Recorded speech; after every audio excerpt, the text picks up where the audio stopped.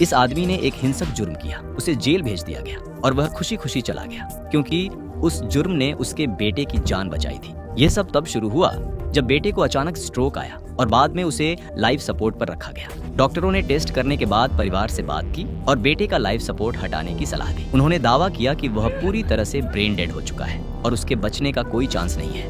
उसकी मां ने रोते हुए लाइफ सपोर्ट हटाने के लिए हाँ कर दी।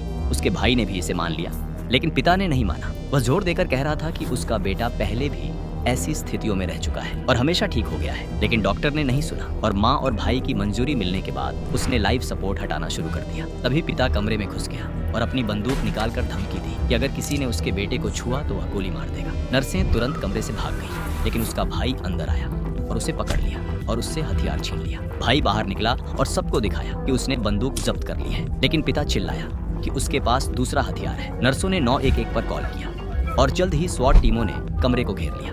उन्होंने उसे सरेंडर करने के लिए कहा, लेकिन उसने मना कर दिया और धमकी दी कि अगर वे अंदर आए तो वह गोली मार देगा। अब सच ये था कि उसके पास दूसरा हथियार कभी नहीं था। उसने बस अपने बेटे को और समय देने के लिए ऐसा कहा था। 3 घंटे तक यह गतिरोध चलता रहा। पिता अपने बेटे का हाथ पकड़कर बैठा रहा और फिर अचानक बेटे ने पिता का हाथ दबाया। पिता हैरान रह गया। उसे यकीन नहीं हो रहा था कि उसने यह सच में महसूस किया या नहीं, इसलिए उसने उससे फिर से हाथ दबाने को कहा और उसके बेटे ने ऐसा किया जिससे यह पक्का हो गया कि वह जिंदा और होश में है। तभी पिता कमरे से बाहर निकला और सरेंडर कर दिया, ये जानते हुए कि उसका बेटा अब सुरक्षित रहेगा।